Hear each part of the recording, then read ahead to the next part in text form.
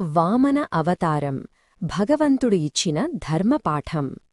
ఒకప్పుడు భూమిపై బలి అనే మహాదానశీలి పరాక్రమశాలి అసురరాజు పాలన సాగిస్తున్నాడు.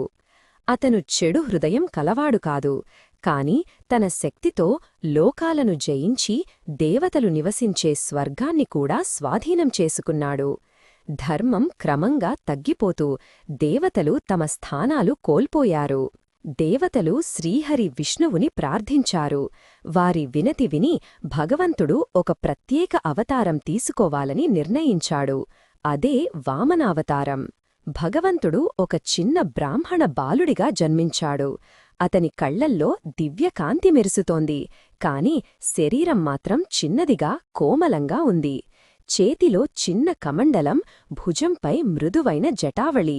చూసేవారందరికీ ఆ బాలకుడు శాంతి, పవిత్రతల ఆభాసంలో కనిపించాడు. ఆ బాలకుడు యజ్ఞం చేస్తున్న బలిరాజు వద్దకు వెళ్లాడు. బలి దానాలిచ్చేందుకు సిద్ధంగా ఉన్నాడు. అతను చిన్న బాలుడిని చూసి ముద్దుగా అడిగాడు, బాలకా, నీకు ఏం కావాలి? వామనుడు చిరునవ్వు చిందించి సమాధానమిచ్చాడు, నాకు 3 అడుగుల భూమి ఇస్తే చాలు మహారాజా. బలి ఆశ్చర్యపోయాడు. 3 అడుగులేనా? మరింత అడుగుబిడ్డా అన్నాడు. కాని వామనుడు అదే కోరాడు. బలి మాట ఇచ్చాడు. వెంటనే చిన్నవాడనుకున్న వామనుడు దివ్యరూపం ధరించాడు.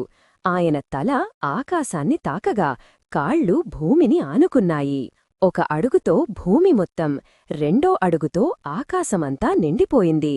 3వ అడుగు పెట్టేందుకు స్థలం లేక బలి నమస్కరించి అన్నాడు, ప్రభూ, నా తలపై 3వ అడుగు వెయ్యండి. భగవంతుడు సంతోషించి అతనికి వరమిచ్చాడు. అతను భక్తిగా, ధర్మపరుడిగా పరలోకాల్లో రాజ్యాన్ని పొందాడు. అలా వామన అవతారం మహాదానశీలి బలికి వినయం, ధర్మం నేర్పించగా దేవతలకు తిరిగి స్వర్గాన్ని అందించింది.